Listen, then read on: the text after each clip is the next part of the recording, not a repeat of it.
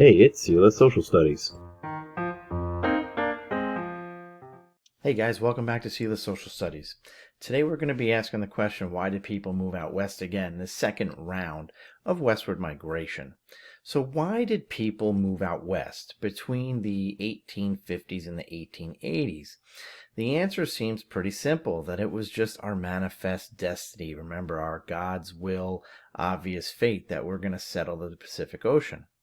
However, one needs to remember the main cause of the largest migration of humans to the Western Hemisphere, like ever, which is the California Gold Rush. The first miners traveled west after the find at Sutter's Mill. It was because of that mining boom that millions of Americans moved to the west, as well as lots of immigrants came to America to move out west. The American frontier finally reached the Pacific Ocean when California was added to the Union in 1850. Along the way, settlers built homes, ranches, and farms. The railroad expanded west to bring western goods to eastern markets, and mining companies shipped gold and silver east from all those western mines. There was an abundance of movement and human environmental interaction along the way. Between the years of 1850 and 1880, mining became a big business with discoveries of large deposits of precious metals such as the Comstock lode, a huge find of gold and silver in Nevada.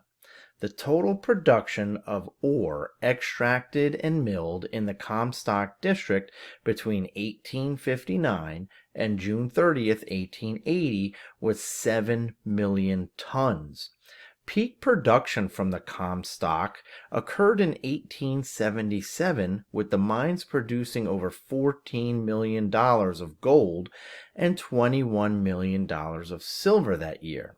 Today, that would amount to about $330 million combined. Boom towns, which were fast-growing towns, grew quickly when a mine opened and often disappeared quickly when the mine closed. They became ghost towns after that.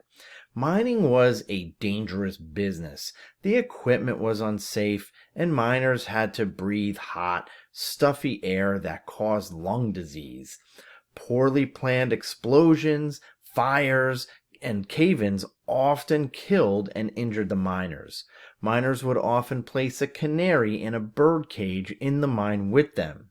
If the canary died, the miners knew that air was unbreathable and they needed to evacuate. Miners were not the only Americans to migrate west in the 1800s. The wide open plains of the Midwest drew lots of attention from cowboys and cattle ranchers. With such an abundance of prairie grass and flat grazing plains, cattle ranchers saw opportunity to raise and herd their cattle. Many more Americans were eating beef products, and the open prairies of the Midwest was a perfect place for men to raise cattle. The increasing demand for beef helped the cattle industry boom. Cattle ranchers in Texas, named Texas Rangers, drove herds of cattle numbering in the millions to Abilene, Kansas, to be slaughtered and shipped to the east on the railroad. Between 1870 and 1890, cattle ranching spread across the Great Plains, creating what we call the Cattle Kingdom that stretched from southern Texas all the way up to Canada. The area that the ranchers grazed huge herds on public land became called the open range. The Texas Rangers that rode the open range were called cowboys. These cowboys were the workers who took care of the ranchers' cattle. They were glorified in Hollywood movies as heroes of the West. While some of this may actually be true, in reality these men were hard-working and brave. They borrowed many techniques from vaqueros, who were Mexican ranch hands, and one of their most important duties was the cattle drive.